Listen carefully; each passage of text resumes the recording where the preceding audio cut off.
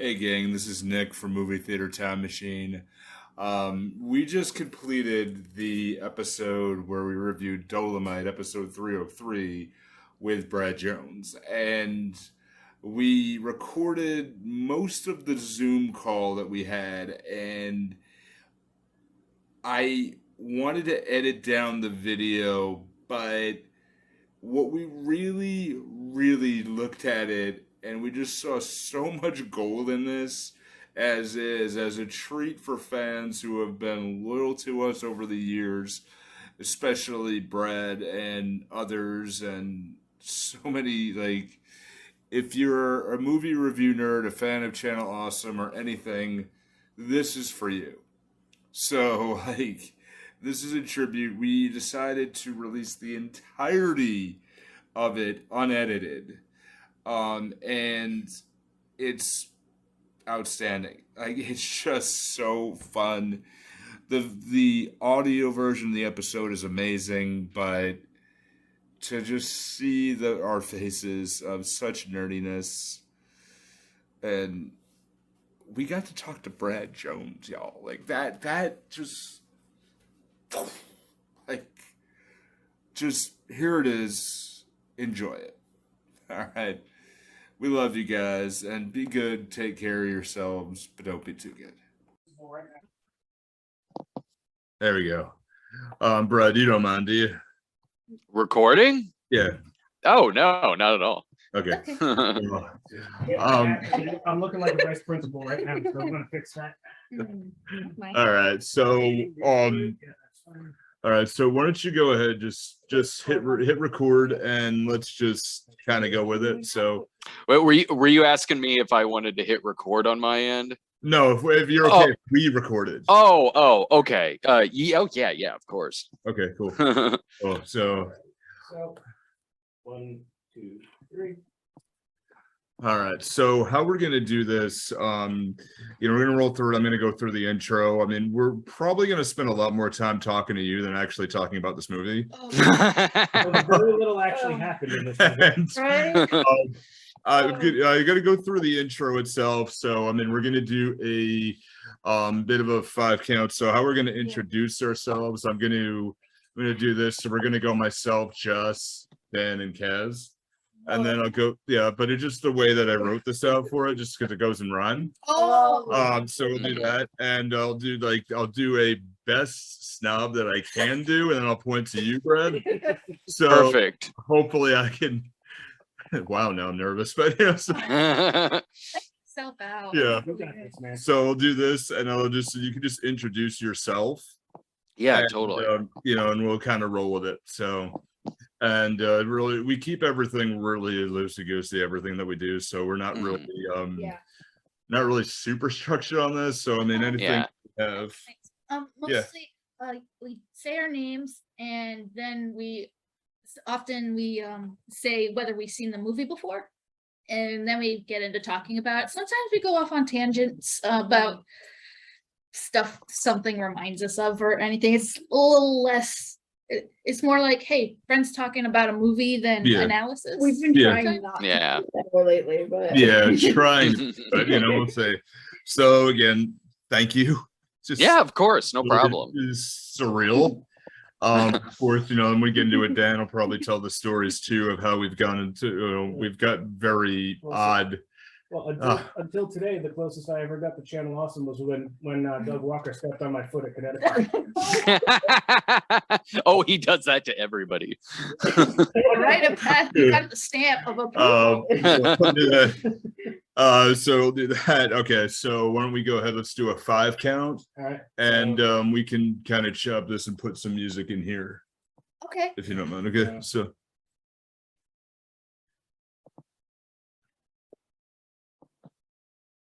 Welcome to the show, morning, noon, or night, from a cast that may be all too white. Today we review Dolemite, episode 302, with all the appeal from the podcast where we keep it real to real. We have all the pizzazz. I'm Nick. I'm Joss. I'm Dan. And I'm Kaz. And holy shit, who's on the phone? I'm Brad. Well, we got you on the scene. We want to welcome you to Movie Theater Time Machine. You've been sitting on this one for a while. I have. Okay. I was up till 2 a.m. coming up with this. I got to bed around 3. Nah. So, loyal listeners who have been here a while, I mean, this is probably going to be one of our biggest shows we've done for a very long time and will be for a while. I want to welcome Brad Jones. Thank you. I didn't know how to introduce myself since you look more like me than me.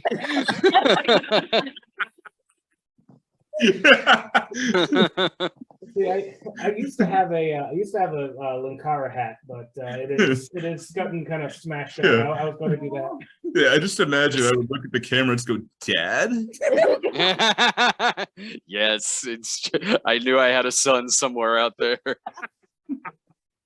For sure. How are you, man? How you doing?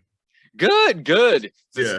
Tired. Full editing day. Yeah, I get you. We really appreciate you joining this. And I have so many questions on this and for many things, but I know you reviewed Dolemite, was it 10 years ago you did it? I had hair when I reviewed Dolemite. Me too. I had hair. I was I think I was a little heavier then. It was about 2011, 2012, maybe even before then. But yeah, that's an older one. That's an older one. Yeah, thanks to Nick, I didn't even know this movie existed before. So, No. am I happy? Is that a sarcastic thing? That, There's a certain level of innocence we're not getting back. No. I mean, guys, it could have been Existo. no, Again, Oh, that. do not do that to me again. have you seen that one? Existo? No. Don't do it. Trust Stay me. away with it. Do it. It's no Dolemite. No. I remember I was doing shots in that episode.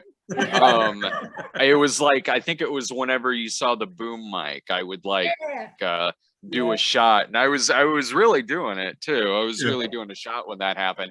And then the day that video went up, it was just by sheer coincidence that my episode and Doug's, I can't remember what it was that he was reviewing, but both of them had an ongoing gimmick where we were doing shots in whatever it was we were talking about. You got 11, 12 shots in. Ooh. That's how old that video is, that I would still do something gimmicky like that in a review. We had a gimmick when we last reviewed Dolemite, when we were doing the improv guest things, and our character was Vegemite. Oh yeah. Oh god, yeah. Oh my god, that's right. You forgot we used to do improv? No, but I forgot about the Vegemite character. I Yeah. can't And then remember anything. yeah, Vegemite, and then I just started doing random Australian stereotypes. And somehow I remember talking about a bloomin' onion. I really don't know how the fuck that came about. I was My Australian accent just sounds like I'm great with a head cold. yeah. But Have you seen Eraserhead? Oh yeah. Oh Lord, yeah. Many times. I'm still thankful for my innocence then. that one, that one we will not bring back. That one was just before we joined up on the podcast, so it's you know what? I'm good. Yeah. We can leave it like that. Yeah, my first introduction is telling somebody else to go fuck themselves. I'm and welcome Dan. I bought my video store's copy of that movie. Because it was kind of hard to own that movie at the time. And this was a transition between going from VHS to DVD that a lot of video stores were doing. So they were getting rid of a lot of their tapes. So I'm I'll take Eraserhead, $2. Does anyone really own Eraserhead? Eraserhead owns you. Right. Yeah. Is it one of those, or is it just through something you fall asleep on the couch and then it just engulfs you? Because after seeing that, you're never really the same. Was there a lady in the radiator stomping on giant sperm? It was horrible. Okay, I kind of want. Well, I've seen 4 ET pornos, so Eraserhead's kind of normal. Yeah, you win. Yeah, that is normal as my dinner with Andre for me. Right. Yeah. Now, I did want to ask you one thing since you brought it up with how you chose. How did you choose the porn that you reviewed, and like how like when did it get to the point where it's like, okay, it kind of feels too much like a job? Though, funny thing about that is those are the episodes that I do whenever I kind of need a break. Like weirdly, they don't feel like a job necessarily when I'm doing those because they don't take very long to do. Those Right. those episodes are very short because I'm Right. mainly just working with the non-porn footage. Right. Yeah. Yeah. 'Cause I can't show that. Like We'd wanna see that. so No. yeah, they take like only like part of a day to watch, write, edit, and post it. So that's a pretty relaxing day when I got to do those. And I think it just kind of, the second episode I did was Porno Holocaust, but that was like kind of a mixture. That wasn't really like a porn parody. It was just kind of a mixture of horror and porn, and it just happened to be like the second episode I did. But then I think around when I did E.T. the Porno is when like that genre was getting spotlighted a little bit more, and that movie I just happened to find at a convention. It was the first convention we did, Cinema Wasteland, and there was like there was a lot of DVD tables, and one of them had it wasn't just porn, it just had a bunch of weird stuff. And so we just saw like the side of the spine of it that said E.T. the Porno. I'm like, what?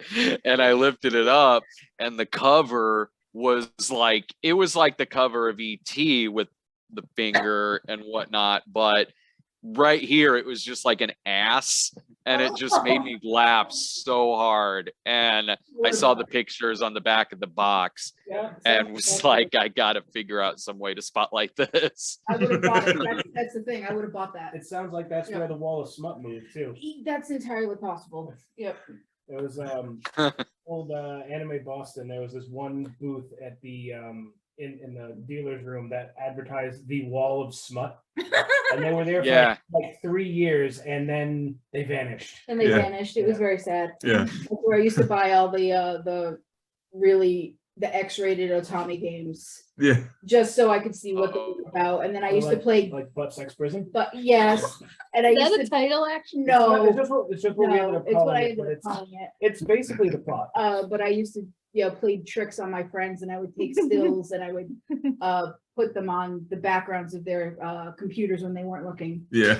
I used to do stuff like that, like change my friends' backgrounds. One time I pranked a buddy of mine years and years ago and made his screensaver the blue screen of death. Oh no! So he just kept getting confused why that kept popping up. Oh, that's brutal. Awesome. I love it. What the hell's wrong with my computer, man? I don't know. I moved the mouse and it's fine. I'm still disturbed by the makeup job on that Pikachu and that porn parody. Like Like, stroking mom. yeah, It's impressive. Like, yeah, they put a lot of work into their costuming in those, between the makeup on Strokemon and the suit in Sponge Knob Square Nuts. oh god, that's like The Ninja Turtles suits from 10-inch Mutant Ninja Turtles. Like, yeah, it's April O'Neil. she's really nice too. Like, Casting right there. yeah, exactly. Like, no, they put some work into their like costume department and stuff. Yeah, those are fun to do. Like those episodes, like, I mean, largely because they're quick episodes to do. Yeah. But I've seen so many of them that they don't like. It just seems normal to me now. Like, I don't know, somewhere around seeing 4 ET porns and a couple of Sasquatch ones. Now it's sort of like, okay, there's Sonic the Hedgehog getting banged. Oh god. Yeah.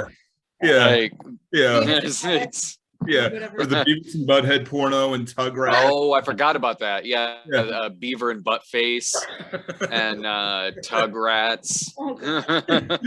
That's one of those I like the jokes you do, like, can you tell me like how you come up with the jokes for this? Because there's like one of my favorite jokes that you ever did was, I think you were reviewing a Sean Connery movie and it cut back to you and it's an edit in of your crotch exploding. And then it goes there and it goes and deadpan and you go, I don't worry, I've got 4 left. Oh yeah. That might have been one of the Bond movies. Yeah. Yeah, it might have been one of the Bond movies, or maybe Zardoz. Probably one of the Bonds. It's like when I'm writing it, it's just kind of a stream of consciousness. Like Really? the movie's playing, and so I'm just kind of writing down jokes that are coming to my head as I'm watching it. A majority of them I keep, some I cut out for time, but no, that's really all that it is. And like doing it so long, you get a flow going, definitely, because they were written a lot differently when the show first started, because the tone was a little different when it first started, because we started around when YouTube first began, and YouTube had a time limit at the time. It was like 10 minutes. 10 minutes. Yep. Yeah, and so like the episodes had to be short, so they were non-linear. They were written a lot differently. They were performed a lot differently. I also wasn't really used to doing comedy at the time either. I just kind of happened upon this as a lark. So when I was starting and everything, the more it went on, the more, I was kind of developing like a comedic voice, better comedic timing, better writing skills and all that. Because when I first started, my experience was in like exploitation movies and like dramas, and I was usually playing a bad guy whenever I was acting and stuff. I think at that point I'd probably played as a serial killer like 3 times in something. So then doing comedy, it took some getting used to. You worked for like Leslie Nielsen in Airplane, because he was a drama guy. Oh yeah. Drama before before he realized what he could do. But deadpan is what makes it work. He said something really funny, really deadpan.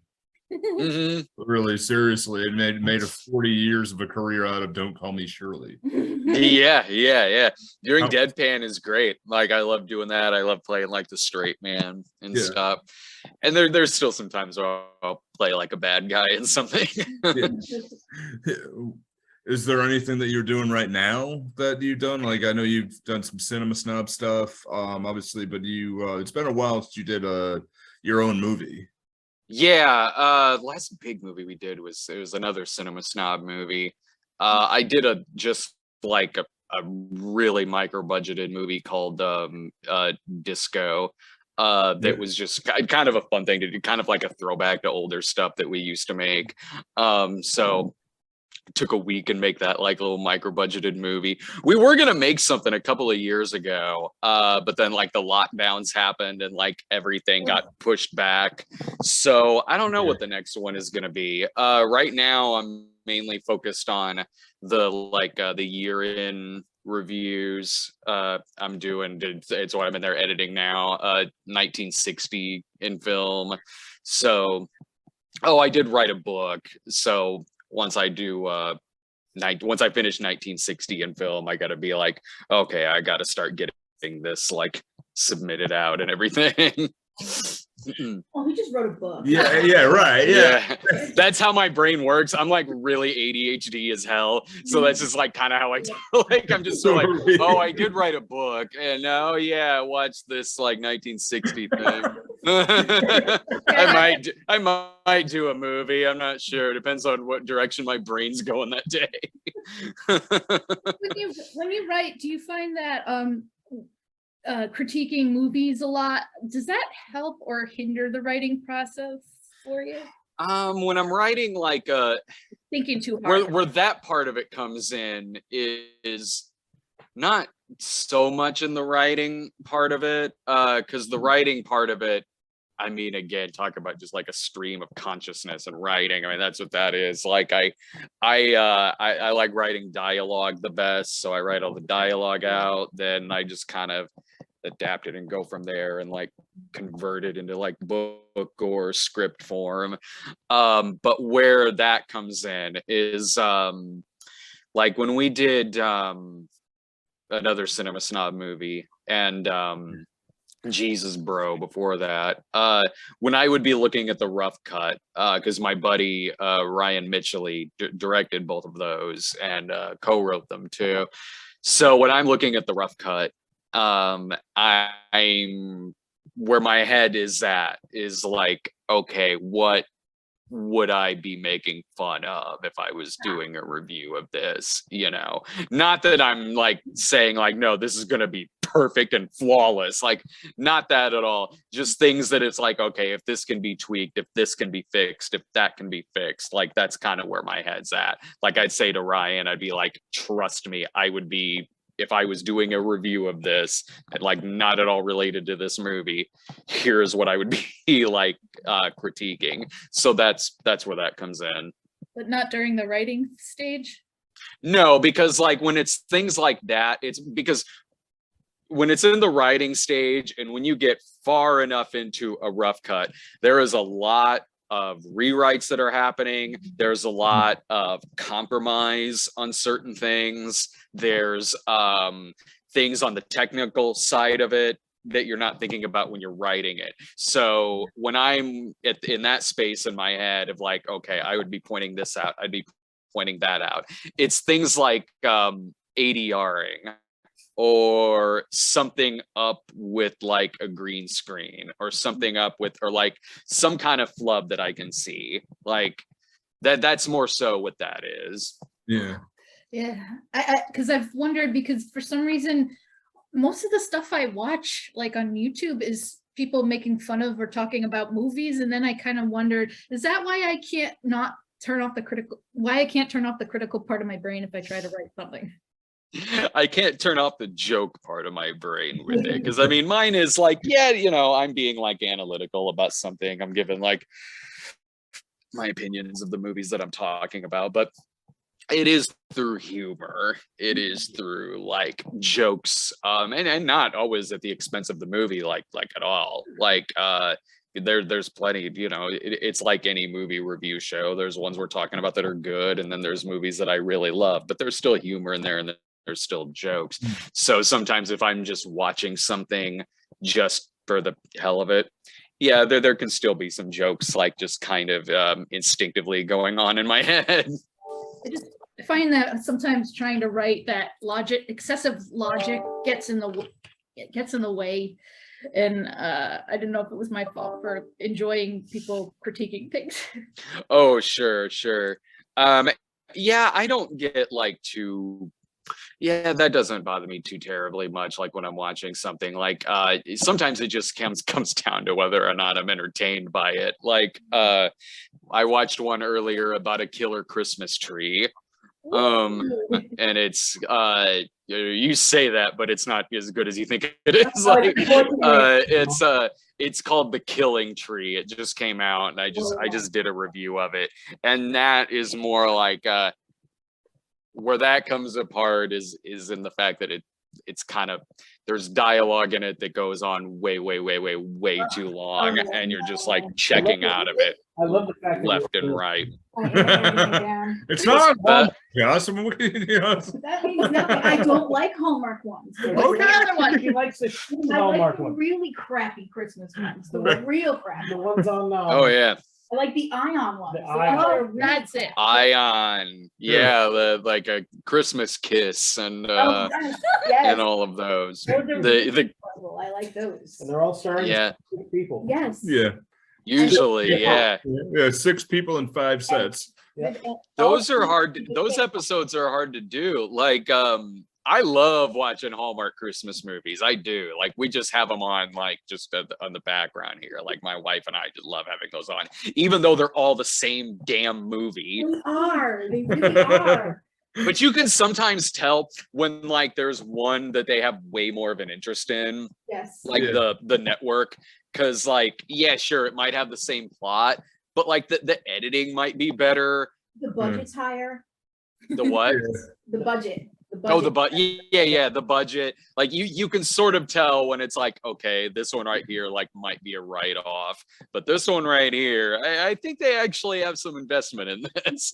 But I've done like episodes on a handful of them, and whenever I do, like they're copyright beasts about those movies. Oh, I can imagine. Oh my God, like way more so than most other genre that I talk about. It eventually got to the point to where it's like, I don't know if I can spotlight these anymore. It's too much of a headache. I can imagine. You can always kind of tell too, because they're either starring like Candace Cameron. Yeah. Lacey Chabert. Yes. They were Laura Loughlin for a while, but she's kind of, not right. Yeah. Yeah. Ashley Williams, or not Ashley Williams. Yeah, Ashley Williams. She's in a lot of them. Yeah, no, we love having it. It's about that time of year too, so we might have some on today. Yeah. Yeah, you can tell the ones that have the crappy budget because they look like an episode of Goosebumps. Or like the ones that are like, a lot of them are shot in California, but the ones where it's clearly like 70 degrees outside and they've still got them in coats. Yep. Yeah. Yeah, they're trying to pretend not to sweat. Yeah. Yeah, exactly. Yeah. Not really. Yeah. Yeah, or they're trying to pretend not to sweat, or you see potato flakes outside. Very good. Yeah. It's not California. Stock footage, Yeah. stock footage of like establishing shots. A buddy of my buddy Ryan, he's edited some of them, and I remember asking him about like the whole coats thing with it being warm outside, and he was basically like, yeah, essentially what that is like they put their coat on, they say action, they do the line, and then they'll take it off. Wow. A lot of them are filmed in like June. Oh, Yeah. God, those Jesus Christ. Yeah. Well, hey. Should we be talking about the movie? Yeah. So I mean, so we're here for. I mean, for this. So I mean, we'll try to wind into it. So we have Dolemite. Is it as odd as the first time you reviewed it or saw it? Dolemite. So the first time I saw it, I was in high school. Yeah.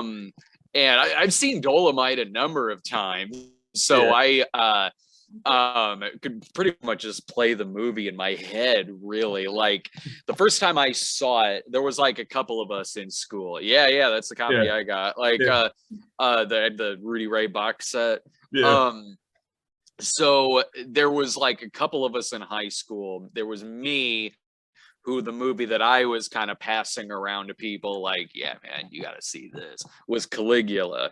And a buddy of mine, a couple buddies of mine, they were brothers, Jacob and Nathan Tripp. They had Dolemite, like they discovered Dolemite. So like they're passing around that movie, and I'm like, okay, I got to see this. So we're exchanging. I'm like, here, you take Caligula, I'll take Dolemite. And so that was how I discovered that movie. And then our video store had it too. They had that in Human Tornado, and we got it. We loved that silly movie so much that we were in a novels course in high school where we had to read different books and do reports on them. One of them was a religious book called Byzantium, and for extra credit we could make our own like short movie version of whatever book we were reading, so we would do stuff like Animal Farm and like, here's some pillows, they're supposed to be sheep, like, and things like that. So we do Byzantium, and we just the book is nothing like this, so for no reason we just made Byzantium like Dolemite. Like the guys got to like recover his like spiritual book or something. I don't remember the plot too terribly well. I just remember like we used the same soundtrack, a lot of slang, a lot of at the ending we had the same ending in it that Dolemite had. Like, what are you gonna do now? Huh. And like so we loved it back then. Oh my God, so many movies with abrupt endings. Yeah, the movie's over, go home. Yeah. Yeah. There's I debated whether to have, like, I looked up the history of black movie theaters, And if you're watching this on visual, there's a very good reason why we're not giving that, because we don't want to have white people explain it. Yeah. Either. You know, This is probably the whitest white cast you've seen in a while. So. I Yeah. have a light shining on my face. Yeah. This is making it worse. But I think, you know, with the movie itself, I mean, it gets a little easier. I've seen it a couple times. I mean, This is the second time I've seen yeah. it. I had never seen it before. Absolutely. A first Oh, you guys saw it for the first time. Time. Yeah. I was aware of it, and that's Yeah. The boom mic was my favorite character. And the boom mic operator you can see in the shot. Yeah. Yeah. Yeah.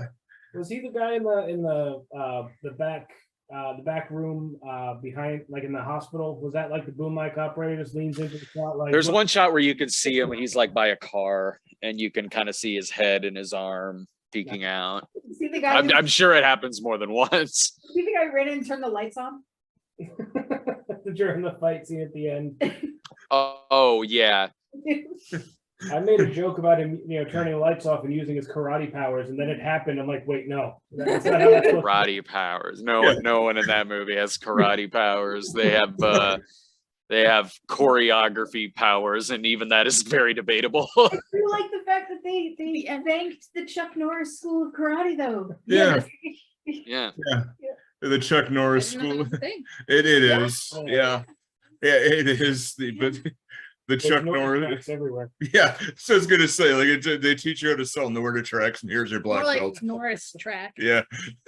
Are those, I mean, as a personal trainer and a black belt, I'm offended twice, like, to a degree. So, like, Well, he defeats people with his words and Right. his magic bullets that go in one completely different direction than it's pointed at. He does have powers. He can scare you away. He can show up and say a good line like, I want you out of here in 24 hours. 23 of them are already gone. Like, that was a good line. that's a good line, man. Like, all right, I guess I will be leaving. That's too cool of a line. I like to imagine he has chi powers, so when he kicks, he doesn't actually need to connect his foot Yeah. to the guy's face. Well, he's like Just- a monk. He's like a monk. He's got like 5 extra feet of reach. We're good. Energy. Yeah, or, this is that car wash scene. The car wash scene where there's in front of Goodwill, and you can clearly tell that it's like 3 or 4 different days or different shots. Where when he does the sidekick and he just suddenly the crooked cop collapses into himself. Yep, he collapses in upon himself like a neutron star, just and folds in. Yeah, like how like was there any, in your opinion, Brad? Do you think there were any second takes in this movie? I doubt it. I mean, maybe some, but I'm sure they just, like, for time and money reasons, just kind of kept it going, and they weren't exactly experts really in the fields that they were working in. But one thing that they had, and it's why the movie works, and it's still like it's still a movie that's talked about, that is talked about, and that's the fact that the movie does have personality. Like, it does stand out. Like, Rudy Ray Moore, while sure not giving like this spectacularly great dramatic performance, like he is carrying it. Like, he does have presence. Like, He has presence, and he's also continually looking at the script in his lap. yeah, he is. But I mean, it's a movie that shows that you can have all of those flaws that are right there. You can literally see them. Yeah. But it's a mixture of this labor of love that's coming from him, that he does have a very electric personality in the movie, and all of that is making it engaging. It is making it watchable. It is like, yeah, you're laughing at like the boom mics that are showing up that are hilarious, the plot that's really random, and some things that are just forgotten about, the bad choreography and all of that. But there is so much heart to it that you're kind of along with this ride with this like weird, goofy kind of character who can just stop the movie and tell really long monologues about the Titanic. And you're like, all right, this is just what we're doing now. Like, he does. That was our reaction. Yeah, it's like there is a presence here to this, and I think it's improved a lot in Human Tornado. Like, but granted, the fact that the first Dolemite does have all of those flaws can kind of make it funnier. But everything that kind of worked and made Dolemite watchable in the first one, they do improve on it a bit in Human Tornado, between the acting, the humor, and some of the more crazy far out lines that they give him. You know, so I'm not gonna lie, I'm not gonna call this my favorite movie, but I certainly had fun with this one. Yeah. Oh yeah. Little to no sense, but I'm okay with that. Oh, that's why I said we should all be together watching this. Because if it was separate, I know I'd get like texts like, "What the fuck are you doing?" What have you wrought? Yeah. I was just hoping our DVD apparently didn't have subtitles. No. Captions, I mean, so No. that probably would have helped sometimes, especially with Creeper. I wasn't Oh, bored. yeah. I can say that. Creeper, yeah. He's a character, a very minor character, like Look, yeah, so memorable. He's got his own theme music. And the thing that I noticed is that he has a Dolemite T-shirt inside out and backwards. Yeah. Oh yeah. like was he paid in a T-shirt? Like was that his payment for the Creeper's his day? biggest fan, and I like that there is like a grittiness to the movie because of the film stock, and that can make a movie of like this of that time like a bit more watchable, and that like, well, at least it's not like now and looks like it's just shot on a phone. Right. You know, like, but I've seen a lot in that genre that don't work because of their flaws. Like there's one called like Velvet Smooth, where the editing is like so bad you can't tell what's going on. And I'm not saying the editing in Dolemite is good, but I know what's going on. Like you know, sure, the fists might not be connecting or anything like that, but I know what's going on in context of the scene. Right. Also, there'll be ones like Lady Coco was one, which was more like the humor was a little more obnoxious than it was funny. And this, like, there is like Rudy Ray does carry this movie quite a bit. Yeah. Mm, Oh, yeah. definitely. Oh, and the white stereotypes in the movie though, it's incredible. Yes. Like when the Mitch shows up and he kind of looks like Cave Johnson. Yeah. A little bit. Yeah. That turtleneck. Yeah. Or the part where he's snorting the coke and the coke is still in his nose. Yeah. Yeah. McCoy. Yeah. Human Tornado has even more with like the redneck sheriff and everything like that. Like, I love that because like that was such a staple in movies at the time, where you could be watching like, you know, a blaxploitation movie like Dolemite. You could be watching a James Bond movie. You could be watching you know, like a Burt Reynolds flick or something like that, and there will be the redneck sheriff that pops up in them. The movie starts off and it's like, who's the baddest motherfucker? I'm like, I thought that was Shaft. Right. Yeah. After Shaft, I assume. Yeah. Yeah. Okay. Yeah. This is 75. I think Dolemite was. Yeah. Okay. Was this supposed to be a comedy or parody or sincere? I think all three, to be perfectly honest, like, because like, yeah, it is a comedy. Like, since he works his comedy routines into the movie. Right. But it is sincere in that like there's flaws that it has that aren't part of the joke, like the boom mic and some of the bad fighting and you know, the bullets going off in a different direction. Like, not that's not supposed to happen.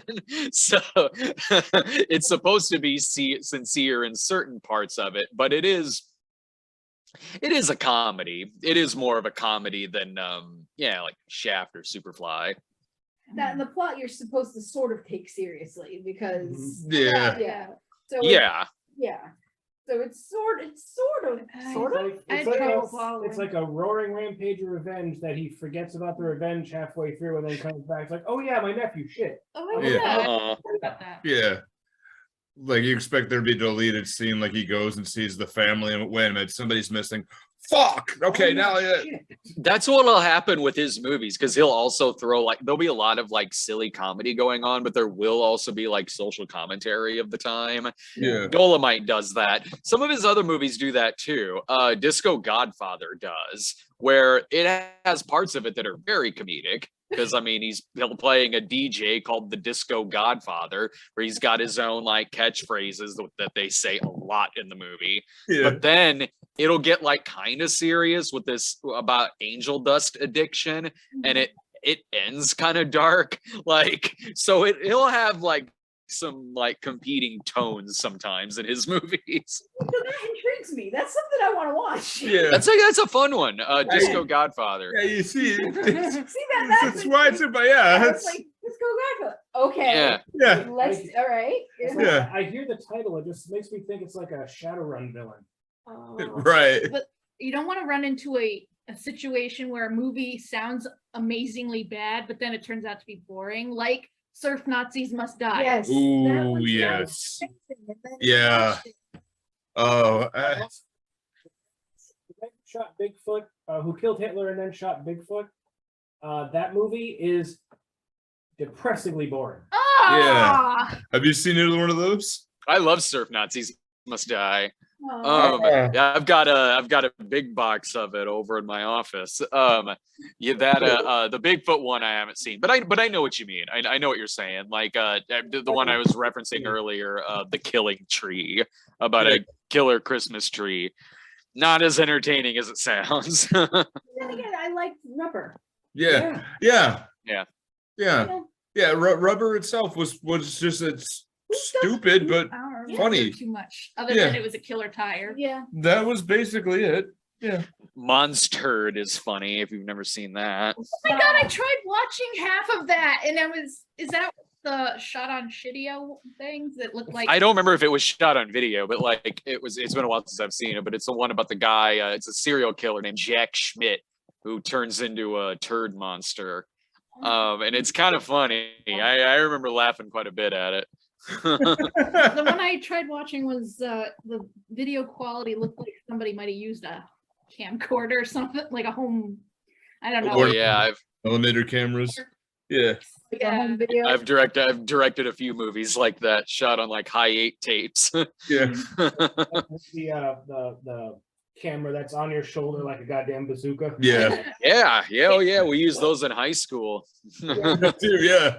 Yeah, you could hear the motor. That's how you knew it was recording. You could hear the motor running in your ear. Oh wow, you just brought back a lot of memories with that. Yeah, dude. Oh, Home movies.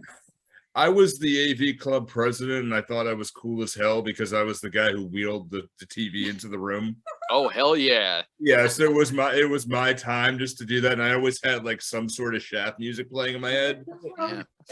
Yeah. You knew it was gonna be a good day in class when they wheeled the TV. And they in. wheeled that in, and I got to They wheel that in like we ain't doing shit today. Like Yeah. we're watching like some McGruff or something. Like Yeah, I was always the kid that they used to ask to bring the movies in because I had all the movies at home. Yeah. I was a major cinephile, so I had everything at home. You were Oh. also, They'd be like, "Do you have this movie?" Yeah, I do. you were Bring also the it. bootleg queen. I was the bootleg queen, so it's the same.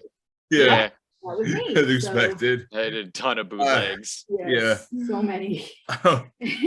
Now, I mean, there's parts of this movie that I just.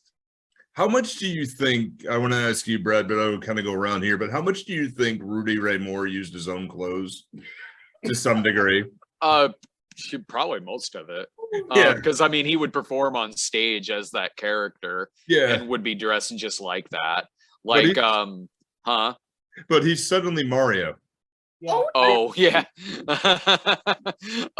Yeah. Dolemite. Even like when he got older and would still like do ads as that character would do. Yeah. Like it is a character that does have lasting power. Yeah. Because like I would be flipping through like it'd be like a few decades later and I'd be flipping through like Premiere Magazine or something and there would be an ad for mints that's him on there as Dolemite and it says Dolomint.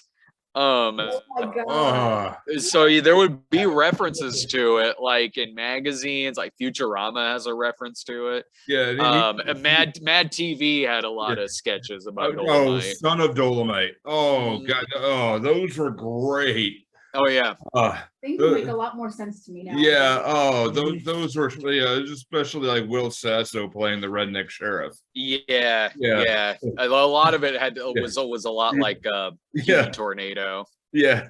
I took your pimp cane, Dolemite, and then change the scene. He's just 3 feet to the side. Oh yeah. They're just the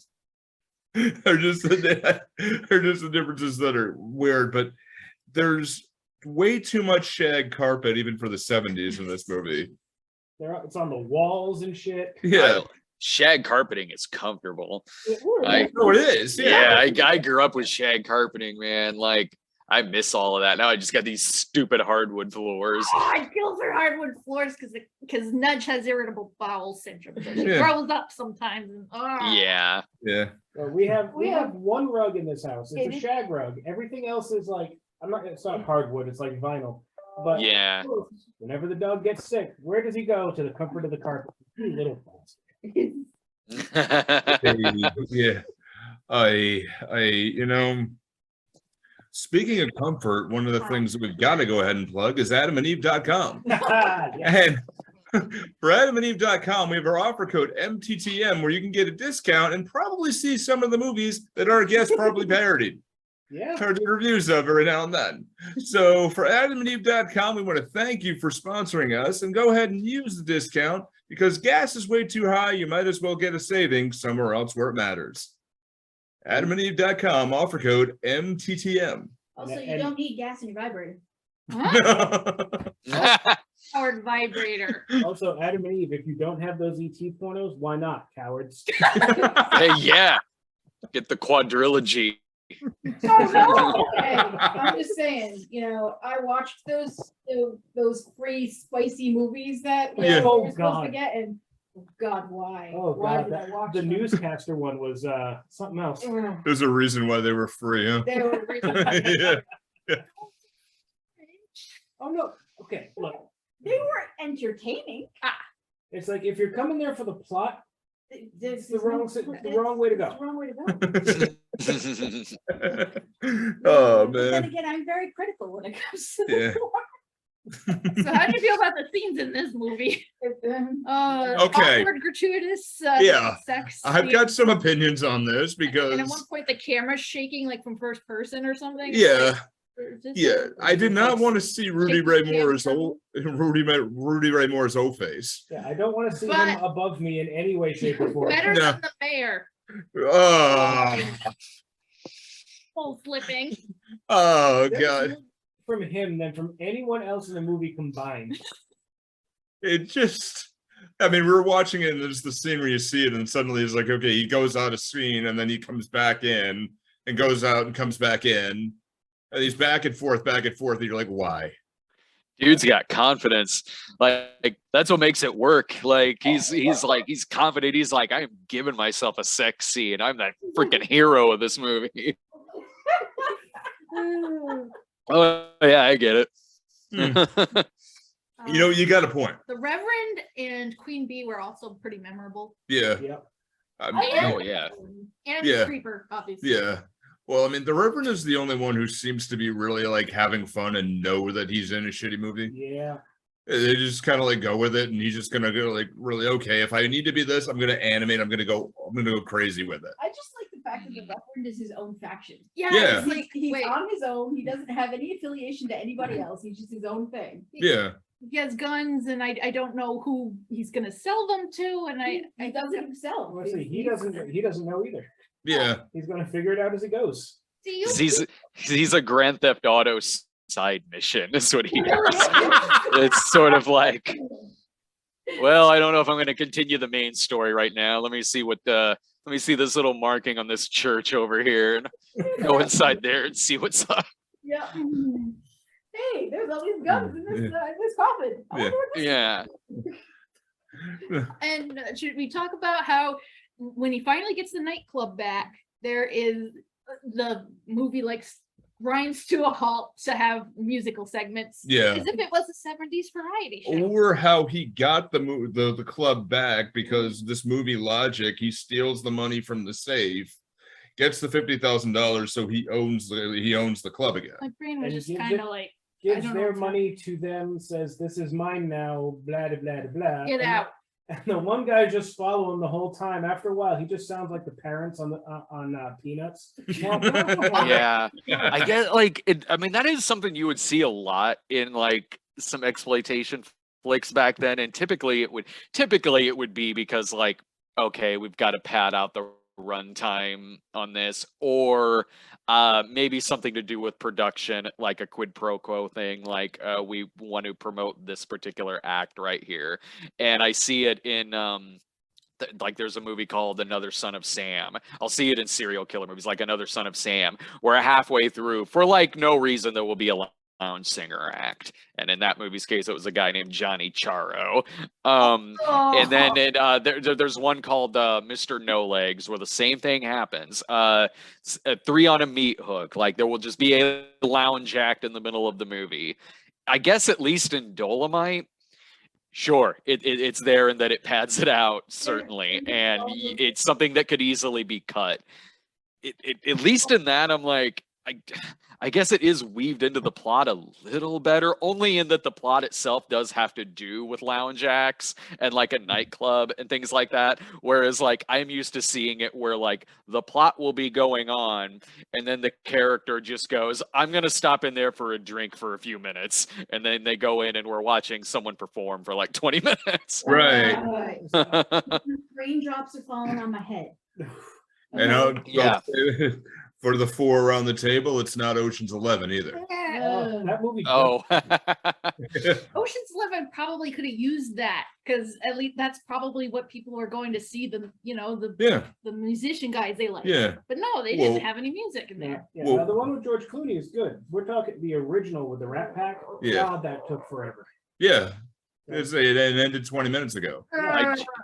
I just wrote a thing about it yesterday. Really? Yeah, because I'm doing the 1960 in film thing, and that was that's one of like the top 10 movies of 1960.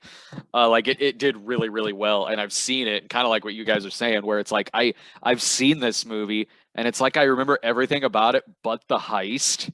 Because Right. like it was so much other stuff in it. Like, Right. Yeah. the singing, the like them kind of hanging out, really. Yeah. Or how all the casinos have an identical office and it's just the same office. They just repainted the safe in every single one. Yeah. Oh, man. Uh, Well, your grandma liked the Rat Pack to Yeah. begin with, so that's probably why she saw it. yeah, I mean that's why I wanted to interview her with it too. I Yeah. like the Rat Pack too. I like the roasts. I Yeah. watched all the roasts that they did. Me too. Yeah. Oh yeah. I love Rat Pack stuff. Yeah. But that movie. That movie. That movie Yeah. was interminable. Yeah. I mean it ain't existo, guys. Okay, do you have a Existo movie? was less than 75 hours long though. Very So true. we're okay. Yeah. So what was the longest feeling movie that you ever had to review or watch? Oh me. Not even Oh like God.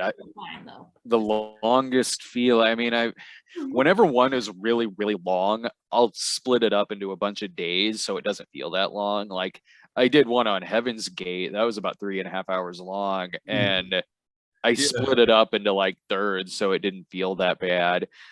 I guess ones that are really obnoxious, those can feel long, like Nuki or To Catch a Yeti, that are just like aggravating. Like the characters are doing their best to annoy the crap out of you, like that.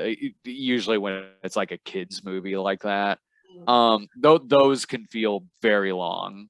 Yeah. Now you did one of my favorite ones though. One of your reviews was we did the Oogie Loves.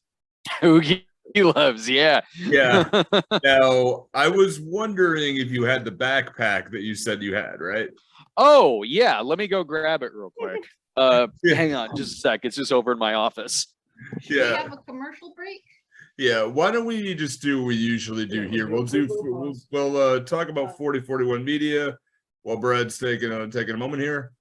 And yeah. When should we do fantasy casting? Is there like a time? We'll lead into fantasy casting. I don't want to keep him too Yeah. long if he has to edit. Yeah. I do got it. It's yeah, it's a crew bag. It's a crew tote bag. A buddy of mine from Michigan gave that to me, and I take it with me everywhere. Like when I go to the movie theater, I put snacks in it. If I got to take my when I go to the studio, I put my laptop and camera in it. It's like, yeah, it's my favorite bag, man. Yeah, I saw Oogie Loves in the theater. we got high as shit, and like it was a few of us. We did a midnight screenings review of it, and I remember that one. Yeah, we went to it on a Sunday, and we walk in there. No one else is there in the lobby. Like we walk in. Already the guy standing there knew what I was gonna say, so he was already like kind of smirking, and I was just kind of nodding, going 3 for Oogie Loves.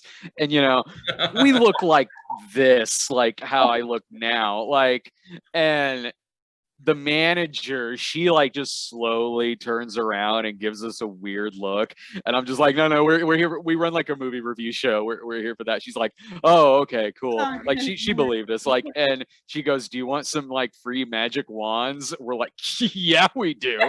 And I don't still have them, but yeah, we got like these magic glow bubble wands or something. Bubbles. Oh, they were like glow sticks. They were like glow stick wands.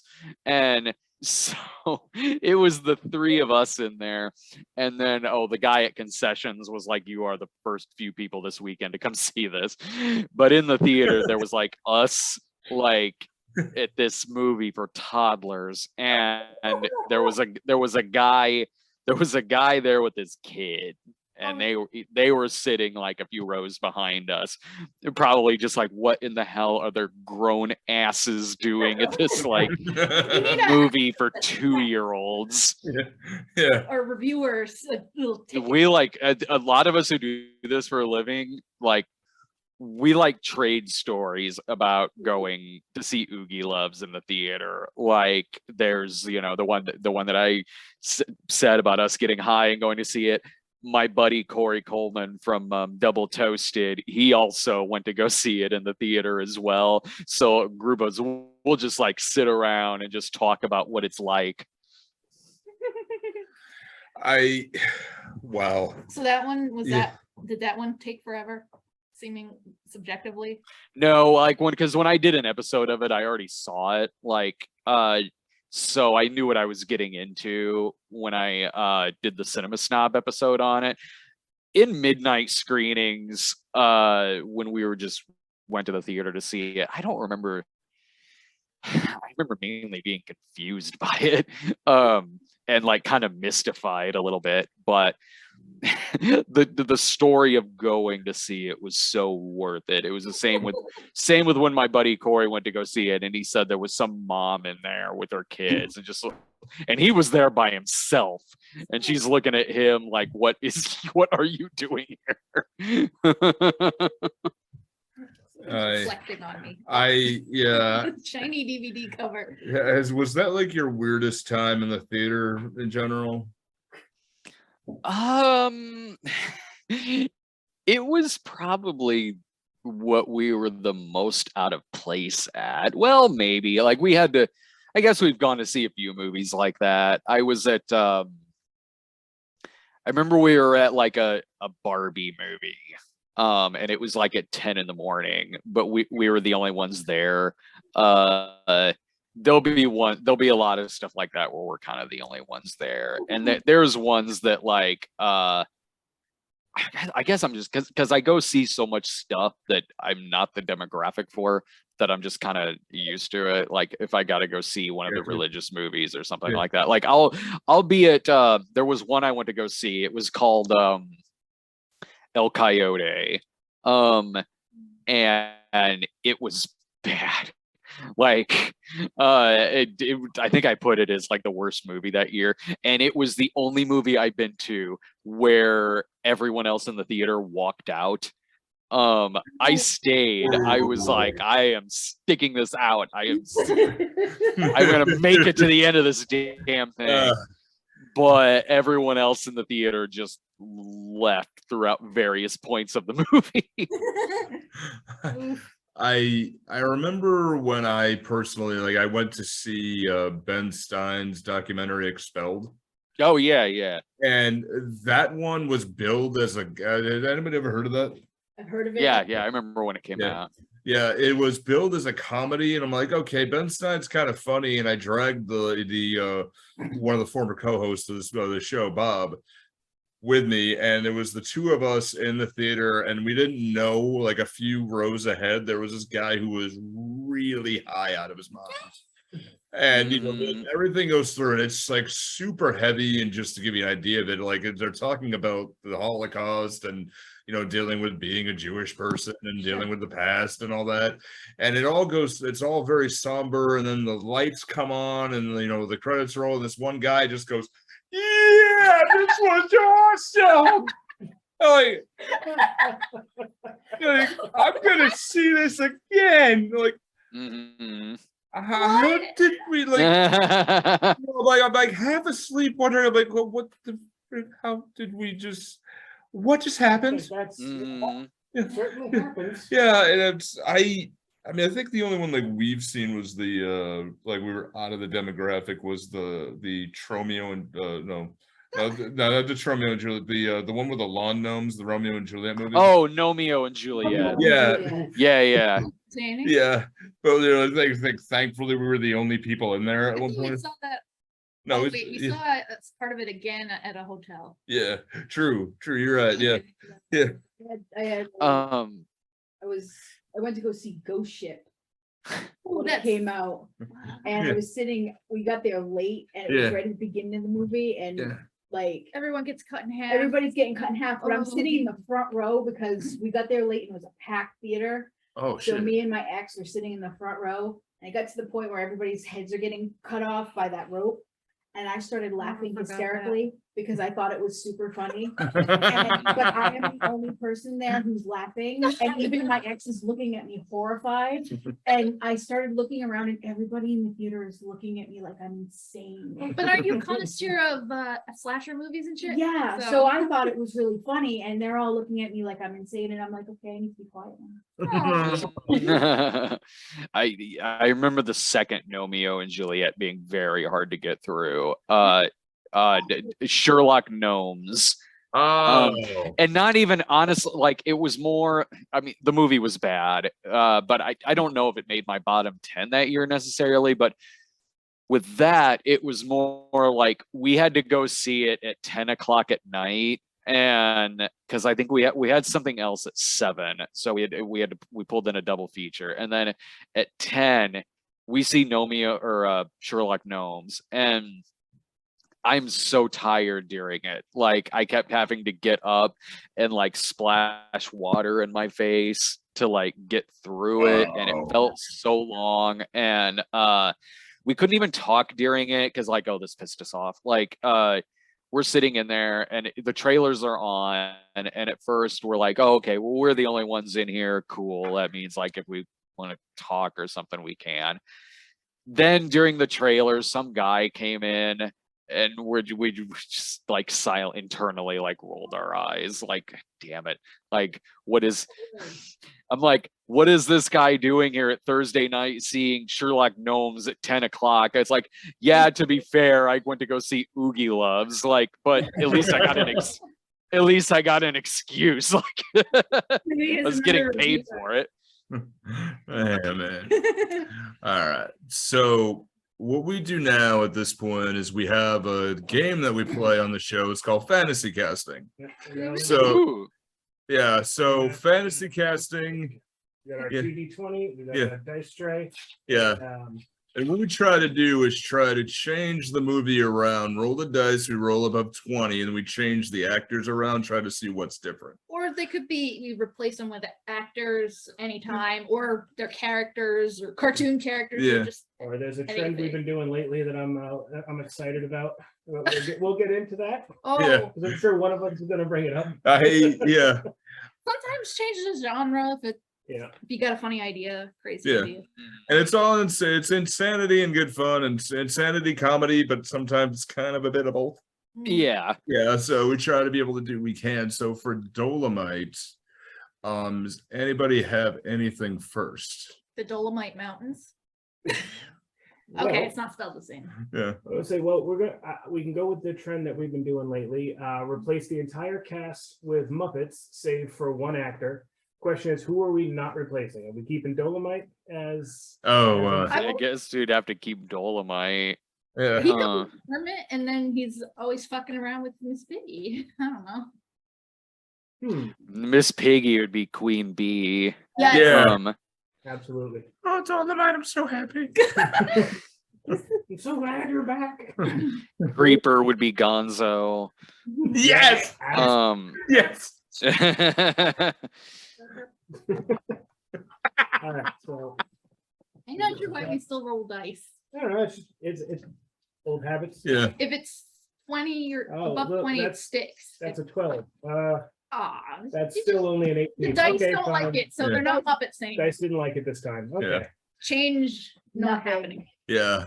So I say we take the cop, one of the white cops is like, you like you have the black bitches with you. I would say we replace him with Larry Linville from MASH. Yeah. Yeah. And just have that very whiny Frank Burns type. Wouldn't change much, but just for me, just to see the contrast, because Larry Linville is also very good at playing the very the person who seems to have a spine at first until he goes away. Yeah. Those things get worse. So try for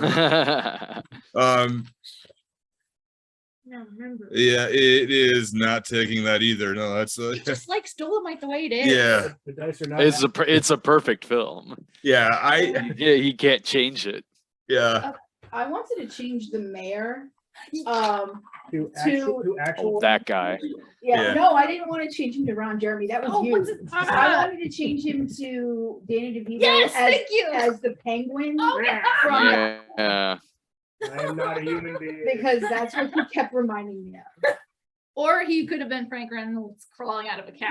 I really Yeah. falling out of a couch early. Either way, yeah, because that's what he kept reminding me of Yeah. every time I saw him. All right, so let's see what we get. And then we can see if that changes anything.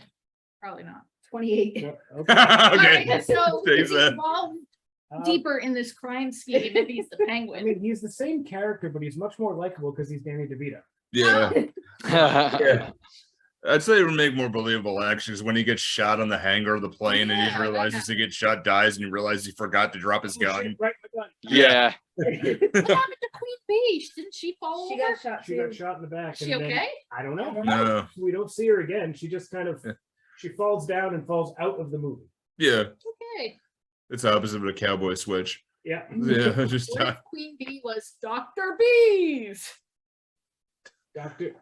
See, you got me thinking of Swarm from Marvel Comics, and that's just a Nazi made of bees. That's a great sentence. What if Queen Bee was a Nazi? Oh, Lord. Then is she? That just makes everything way more complicated. Yeah, is she fighting Dolemite, or is Dolemite a bad guy now? Or is Queen Bee undercover? Like, what is happening? Well, we're about as we have about as much understanding I'll- of the movie now with yeah. this change as we do with the actual movie. yeah, I'll take that one here. Okay. Yeah, it's 32, Brad. Jesus Christ. Queen Bee's the Nazi. All right. Nazi Now this becomes. I've seen Ilsa She-Wolf the SS run a harem of That's what I was thinking of. women. So like, hey, you guys, like, yeah, Queen Bee could probably do it. Yeah. Now I'm thinking, is this gonna turn into some kind of Inglorious Bastards thing?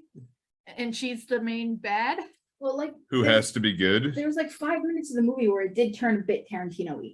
So Yeah, right at the When there's very music and yeah. they're running- when we Yeah. get to Mr. Burns, Yeah. Oh god. Yeah. Lenny, you mean was it Swiggy? Yeah. Lenny. Yeah. Like Yeah. Lenny. I just put one for 22 to actually be Mr. Burns. And Oh. Yeah. Yeah. So Yeah. how is he gonna like Where's shoot up the Dolemite's place? room? He could just be blown over. Yeah, I would imagine you would feather. try to like lift a gun and then fall over while holding onto a gun. Wait, 'Cause what it- happened when? Did he ever pick up the gun and who shot Mr. Burns? No, he only had it in his holster. Oh, so he could probably hold So a it's gun. center of mass. Yeah. If he holds it out, If he holds it out, he falls over. Like, there is a Simpsons episode where he actually like he tries to step on an ant and the ant just blows him over. Mm. There's a later one where he Yeah. actually punches a hole through a wall, and I'm like, what? That is completely out of character. What the fuck? There's no logic anymore anyway. Yeah, everything the returns. Simpsons. Everything returns to normal after every episode. Right. Yeah. Oh man. So wow. Anybody got anything else, sir? So how is the no. plot going? Yeah. Okay. Queen Bee is a Nazi though. Oof. I'm telling you, it could work. I mean, it would work. go in it would the direction it goes in would make about as much sense as the movie currently does. So Yeah. they would just Yeah. take a sharp turn to the right. Yeah. So I is she secretly a bad guy, That would, yeah. or like a bad guy the whole time that has to be stopped? She took over the club. She's the one who's running all the cocaine in the fish. yeah. Or She's running the club from Ilsa, Tigress of Siberia, Yeah. fame nightclub owner. I mean, well, let's face it. Queen Bee was basically running stuff anyway. Like Dolemite was just there. there. Yeah. He's, Yeah. I don't know, probably doing the business. Yeah. She's running the girls. Yeah, he's the figurehead of the whole thing. She's actually in charge. Yeah. He's human Sure. resources. Yeah, She is human resources. like literal So, human resources. Yeah. Remember the girl stealing her money? Yeah. Yes. She is. She's like, And then she slaps her from 3 feet away. Yeah. Yeah, so that's great. So oh, okay. so if she's HR, then this is the office. Oh Lord. Is this the office with a Which secret one's Nazi true? in it? Yeah. Oh god. Oh wait, is Creeper Shroot? Oh god. Oh god, this is getting weird now. Oh, Yeah. wait, Creeper should be Kenny from South Park. Yeah. Oh yeah, we did say that one. because Yeah. Kenny's more intelligent. Yeah. Boom. Yeah. It rolled a 40. perfect 40. Ha! See? We have never had a 40 in just 6 years we've done this. We haven't? No. Damn. We've Wow. gotten close. Yeah. We've gotten close. We got but never- 39. We never had a 40. Nice. South Park could work this somehow. Yeah. So this is basically the dice saying, like, yes, we need to know what Creeper was actually fucking saying. Yeah. But not quite. But not quite. Yeah. You pick out words Quite. here and there. And he's like, and then he gets shot up because, he's talking too much, I guess, Yeah. which is kind of funny. He's Yeah. talking to- there are people in the room shooting everybody. Just like, okay, hold on. Yeah. I know we've got some abrupt cuts. Yeah. That might have been the Oh, no, you seriousness. killed So like, Creeper, bastard. like Brad, you said that where it's like the seriousness suddenly creeps in. Yeah. Creep. Oh, in Rudy Ray movies? Yeah, Yeah. sometimes. Yeah, Yeah, or it's like especially suddenly the it's like endings. it's profiling the heroin addiction of Creeper right away, and then suddenly it's like back to the plot. Yeah. Well, it's Creeper like had important that- information. Yeah. And don't forget the guy who's just kind of standing there like the finish him pose. Yeah. When he and Kombat. Creeper And he's got never apart. seen again. He's just there, and Holding a then beer yeah. bottle then he sway. flees the film. What the fuck you doing? Bye. Like, that's the one I actually got up and I'm like, okay, watch this part right here. Like, Yeah, he he straight never- up Fano whited it. Yeah. It was great. yeah. Watch this guy. It's the and then best. watch him disappear. Yeah. And then we He's never gone. see him again. Then who would Cartman be? One of the crooked cops? Yeah. Yeah, we're gonna say it's the big chunky one. Mm, The Yeah. one that just kind of stood there half Yeah. the time going, No. 15. nah. No, Uh, we just have a huge mishmash Yeah. And of This secret movie is cops. Well, strange now. I Yeah. think I just gotta say it since you To start. yeah. So just you see that everybody comes together and then they banged. Yeah. Or, Wait, that's the end of Sausage Yeah. Party. yeah. Oh God. Oh. Oh, Now everybody's food. Fucking sausage party. What did they Jesus do? Christ. Yeah, that was one of those. I'm like, oh my God, like what the like the best part of that was seeing an old coworker of mine who used to be a Sunday school teacher, like come up behind me and she's like, I thought this movie was just about fun people who were food. Oh, I'm like, you know, oh, you sweet little angel, you've been corrupted. you can recommend Food Fight to them, but that's not really much better. No, oh no. Planetarics. God. All right. So I think we'll wrap this one up soon here. While we're here. So Brett, thank you so much. Of course. Thanks for having me on. Thank you. I'm so glad you've had time. It seemed like you had a good time with us. Yeah, that was fun. I love talking Dolemite. It's a fun one to talk about. Yeah. So Did you want to promote anything? yeah, do you have anything you want to plug? Yeah, if you want to see our channel, we're at youtube.com/Stoned Gremlin Productions, or if you type in the Cinema Snob, you'll find us. We're at Twitter at the Cinema Snob, and also on channelawesome.com. Great. All right. Thank you so much. And yeah, of course. Thank you. We'll stick around for a few minutes, but just gang. So be good, take care of yourself, but don't be too good, gang.